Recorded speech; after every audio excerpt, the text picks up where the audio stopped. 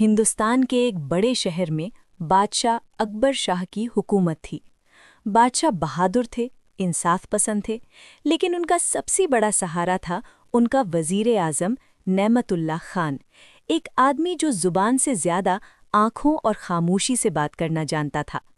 ایک رات دربار کے وقت اچانک خبر آئی، بادشاہ کے خزانے سے سب سے انمول ہیرائے شاہی، ایک ایسا ہیرا جو چاند کی طرح چمکتا تھا اور سلطنت کی شان تھا، چوری ہو گیا۔ دربار میں ہلہ گیا مچ گیا، سب آروپ لگانے لگے۔ کچھ نے سپاہیوں پر الزام لگایا، کچھ نے دربار کے دربانوں کو دوشی قرار دیا، کچھ نے تو خود وزیر نعمت اللہ پر بھی شک کی نظر ڈالی۔ بادشاہ غصے میں لال ہو گئے۔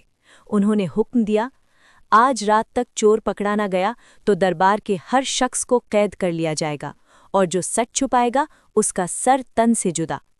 پورا محل رات بھر جاگتا رہا، تلاشیاں چلتی رہیں، ہر کمرے کی تلاشی لی گئی، لیکن ہیرا نہ ملا۔ صبح دربار لگا، سب لوگ ڈرتے ڈرتے آئے۔ بادشاہ نے پوچھا، کوئی سچ بتانے والا ہے یا سب جھوٹ بول رہے ہو؟ سب چپ۔ پھر وزیر نعمت اللہ آگے بڑھے۔ انہوں نے صرف ایک بات کہی، حضور، مجھے اجازت ہو تو میں چور کو پکڑ لوں، لیکن ایک شرط پر۔ بادشاہ بولے، کیا شرط؟ وزیر نے کہا، آپ سب سے صرف ایک سوال پوچھیں گے، اور جو جواب دے گا وہ سچ نہیں ہوگا تو اس کی سزا ہوگی، لیکن میں کچھ نہیں بولوں گا، بس دیکھتا رہوں گا۔ بادشاہ حیران ہوئے لیکن اجازت دے دی۔ وزیر نے سب سے پہلے سپہ سالار کو بلایا اور پوچھا، کل رات تم کہاں تھے؟ سپہ سالار بولا، حضور، میں اپنے گھر میں تھا، اپنی بیوی کے ساتھ۔ وزیر نے صرف مسکرایا اور اگلے کو بلایا، خزانچی، کل رات تم کہاں تھے؟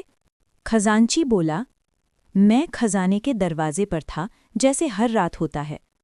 وزیر نے پھر مسکرایا، پھر دربان کو بلایا، کل رات تم نے کیا دیکھا؟ دربان بولا، حضور، کوئی اندر نہیں آیا، میں جاگتا رہا۔ وزیر نے اب بھی کچھ نہیں کہا۔ آخر میں وزیر نے بادشاہ کے سب سے قریبی دوست اور دربار کے امیر مرزا فرہاد کو بلایا۔ وزیر نے صرف ایک سوال پوچھا، مرزا صاحب، کل رات آپ کہاں تھے؟ مرزا فرہاد تھوڑا گھبرایا، پھر بولا، میں اپنے باغ میں تھا، تاروں کو دیکھتا رہا۔ وزیر نے پہلی بار آواز بلند کی، حضور، یہ جھوٹ بول رہا ہے۔ سب حیران۔ مرزا چلایا، یہ کیا بدتمیزی ہے، میں نے جھوٹ کیوں بولوں؟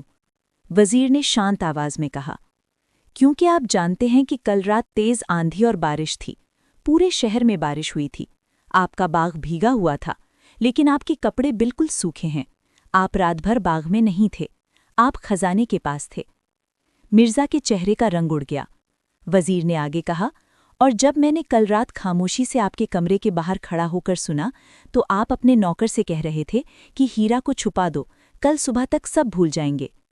مرزا گر پڑا اور رو کر بولا، حضور، میں نے یہ جرم کیا کیونکہ میں قرض میں ڈوب گیا تھا، شیطان نے مت دی تھی، مجھے معاف کر دو۔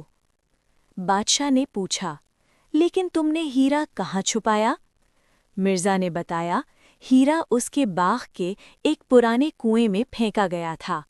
سپاہی گئے اور ہیرا واپس لے آئے۔ بادشاہ نے مرزا کو سزائے موت کا حکم دیا، لیکن پھر سوچا اور قید میں ڈال دیا تاکہ وہ سدھر سکے۔ پھر بادشاہ نے وزیر نعمت اللہ کو گلے لگایا اور بولا، آج تم نے نہ صرف ہیرا واپس لایا بلکہ میری سلطنت بچائی۔ لوگوں کے جھوٹ اور شور میں سچ چھپ جاتا ہے، لیکن تمہاری خاموشی نے سب صاف کر دیا۔